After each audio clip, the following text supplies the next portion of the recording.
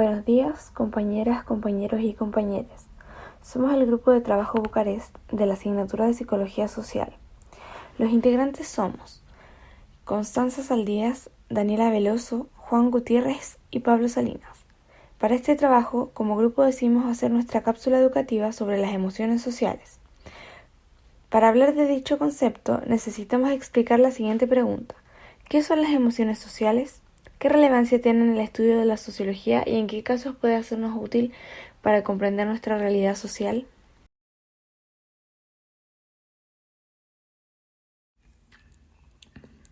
Comencemos por definirlas. ¿Qué son las emociones sociales? Las emociones sociales son una de las muchas herramientas que tiene la psicología social para estudiar la sociedad moderna. Estas herramientas buscan incluir en el estudio sociológico a las emociones de las personas que ocurren en las interacciones sociales y en el día de hoy se les considera fundamentales para comprender la dinámica social. Puesto que se ha comprobado y cada día de manera más irrefutable que éstas tienen un grado de influencia en las relaciones interpersonales y la forma en la que se percibe el entorno social. La forma en la que se estudian las emociones sociales en el día de hoy es muy variada y muchas veces considerada una interdisciplina entre sociología, psicología y antropología, puesto que comparten métodos de investigación en común, como por ejemplo la observación etnográfica, análisis de entrevistas y cuestionarios, la aplicación de experimentos controlados o el análisis de redes sociales como fuente legítima. Explicando lo anterior, podemos concluir que, a diferencia del concepto tradicional para la psicología, las emociones sociales no son solamente reacciones individuales sino colectivas, ya que explican cómo los individuos interactúan y se relacionan dentro de sus sociedades. El estudio de estas emociones sirve para comprender mejor cómo las estructuras sociales y las normas culturales influyen en el comportamiento humano y cómo, a su vez, las emociones pueden afectar y moldear a las sociedades. Para poder comprender la importancia que tiene el uso de este concepto, debemos echarle un mejor vistazo a nuestra sociedad del día de hoy y a la perspectiva que tenía la sociología sobre esta hace muy poco. Desde el origen de la sociología, en su búsqueda de legitimarse como una ciencia entre las muchas otras, y de un imaginario de un ser humano estrictamente racional, que piensa cada acción que realiza en sociedad, un ser humano que por ello es predecible y controlable. Esto era extremadamente cómodo, puesto que este ser humano, o Homo sociologicus, era de un fácil estudio. Era posible con esta idea de ser humano pensar en una ideología o característica material que comparte un grupo de gente y esperar a que en base a ellas actuaran de una forma determinada en ciertas circunstancias. En base a esta persona siempre racional, la sociología se mantuvo legítima hasta hace unos 20 años atrás y empieza a tener más relevancia a partir del siglo XXI, debido a que el cambio de siglo trajo consigo múltiples transformaciones en la experiencia social. Entre estos cambios se evidencia una sociedad más indefinida, fluida y cambiante, donde los individuos llevan consigo múltiples identidades en un grupo y otro, lo que provoca que existan incoherencias en todos lados, que las grandes instituciones sujetas en ideologías están perdiendo su capacidad coercitiva y que gracias a las nuevas tecnologías de la comunicación esencialmente estamos expuestos a dos sociedades, la real y la virtual a la vez. Estas características, junto con la experiencia de una sociedad heterogénea en ideologías, generaciones y otros aspectos, llevan a vivir la vida social de una manera mucho más individualizada, priorizando a la hora de actuar las emociones que uno siente o percibe en el entorno antes de una bandera ideológica que se comparte con un grupo, haciendo la tarea de la sociología tradicional ineficaz, insuficiente e incoherente, lo que llevó a buscar nuevos factores para comprender las interacciones de una sociedad cambiante. Las emociones sociales tuvieron que recorrer un largo camino para poder legitimizarse como una herramienta en la sociología, perdiendo así su exclusividad en el área de la psicología.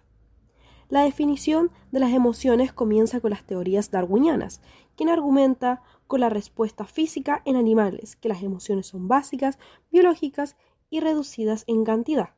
Otra teoría es la rueda de las emociones de Puchik, cuya tesis incluye un factor de intensidad en ellas.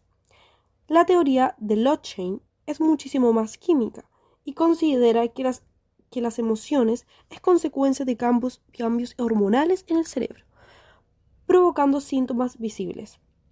Una concepción más moderna de las emociones es la que propone Lisa Barrett, quien, en su teoría del construccionismo psicológico, argumenta la característica estricta y exclusiva de la socialización en la definición de las emociones, puesto que si bien es cierta la existencia de respuestas innatas de nuestro cerebro que responden a estímulos externos de todo tipo en una forma u otra, en la sociedad en la que un individuo experiencia el mundo, quien se encarga de etiquetar catalogar y significar esta emoción en un contexto o de una característica determinada, haciendo de estas una construcción social desde todo ángulo.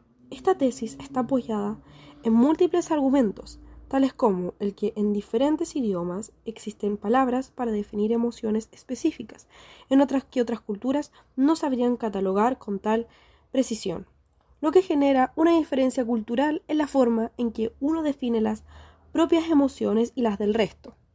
Argumenta también el proceso de socialización de las emociones con el aprendizaje en catalogar comportamientos y sensaciones en palabras durante el temprano desarrollo del lenguaje en los niños, con la observación de sus pares, puesto que se ha comprobado que niños que han estado en guarderías compartiendo con más personas de su edad tienen menos chance de tener problemas sociales o psicológicos vinculados con definiciones de emociones. Brian Parkinson, otro psicólogo social que busca establecer una definición de las emociones sociales, indica que existen varias causas con las que se determina cómo las personas experimentan, expresan y regulan sus emociones dentro de diferentes contextos estructurales, ya que las normas de expresión emocional varían significativamente entre culturas. Por ejemplo, algunas determinantes pueden ser si procede de culturas individualistas como lo es Estados Unidos, que se valora la independencia y el logro personal, o culturas colectivistas como las de Japón, que valoran la armonía del grupo y las relaciones interpersonales. Las creencias religiosas y espirituales también moldean las emociones. Las prácticas de sociabilización, la educación y la crianza también son determinantes. El lenguaje y la comunicación son otras variables críticas. El vocabulario disponible para describir emociones puede influir en su comprensión y expresión, con algunas culturas teniendo palabras específicas para emociones sin equivalente directo en otros idiomas. Además, los eventos históricos y colectivos, como guerras, movimientos sociales, pueden generar emociones colectivas, como el trauma, la solidaridad o el orgullo nacional. Estas variables culturales no solo determinan cómo las personas experimentan y expresan sus emociones, sino que también reflejan la interconexión entre las emociones individuales y las estructuras sociales y culturales más amplias.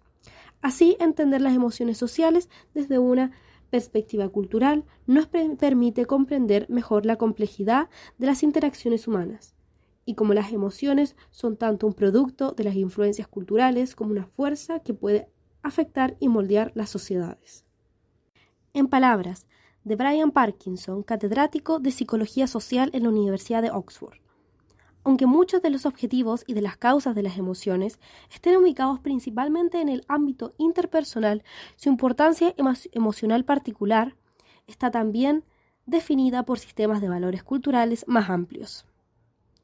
Así, el modo específico de negociación interpersonal de la importancia emocional depende en parte de una base de prácticas socializadas de interacción.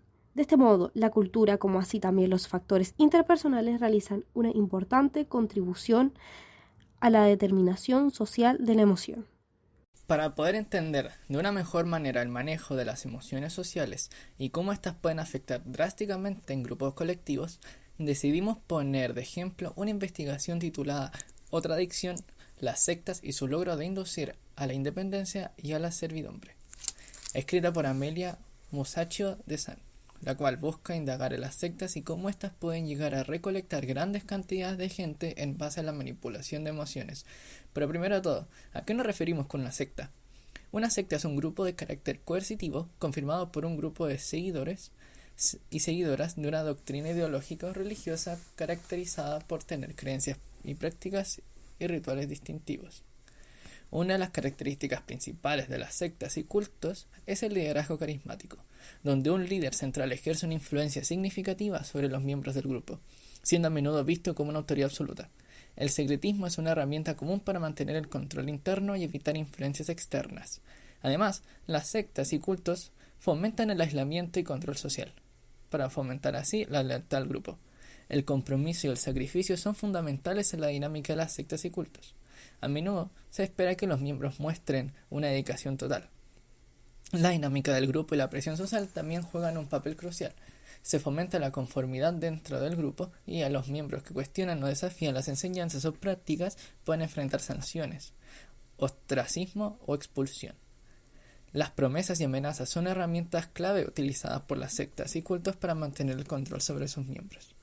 Se promete a los miembros algún tipo de salvación, iluminación espiritual, poder o beneficio especial, y las creencias sociales que las víctimas una vez tuvieron son limpiadas y luego reemplazadas por unas nuevas, que estén más afines con lo que la secta quiere que sean. En el estudio realizado por Amelia Musacchio, se buscaron las consecuencias emocionales por las que la gente cae en círculos sectarios, y a través de un análisis de diversas fuentes y fenómenos, definió una multitud de métodos con los cuales líderes de cultos atrapan a sus víctimas en sus ciclos de exclusiva creencia.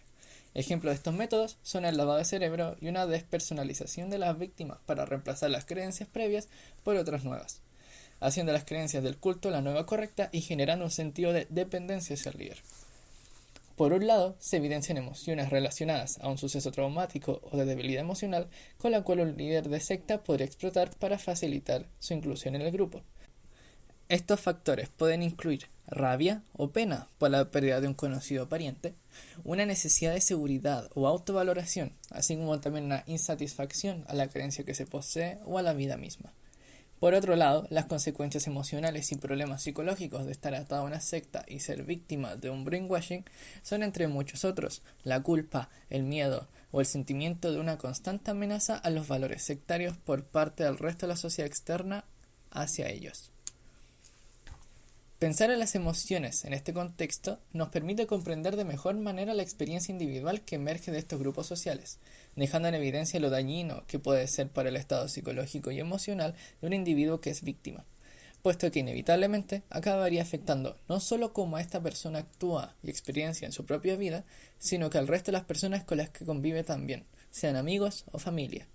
Puesto que, como se explicó anteriormente, las emociones forman parte de procesos sociales dinámicos, y en estos grupos coercitivos los comportamientos expresivos son emitidos automáticamente, adaptando respuestas copiadas y percibiendo el humor de las personas con las que interactúan.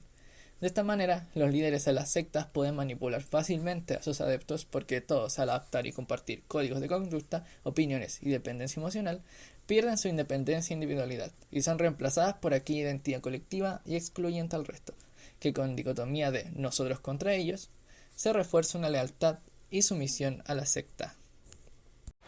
Para concluir, las emociones sociales se han posicionado como una herramienta fundamental en el trabajo psicológico social, puesto que une de la mejor manera la forma en la que el individuo, en su capacidad de aprender y sentir, se relaciona con otros que tienen las mismas capacidades, esclareciendo los complejos fenómenos emocionales que unen grupos, los divide y los transforma. Las emociones están presentes en cómo nos comportamos los unos con los otros, y cómo experimentamos estas emociones también depende de nuestra sociedad. Al llamar emociones como un elemento de la sociedad, las legitimamos, permitiendo un estudio sociológico mucho más comprensivo. Las emociones sociales están para quedarse, y serán de suma importancia en el estudio social de las próximas décadas de transformación social en el siglo XXI. Dicho esto, muchas gracias por su atención.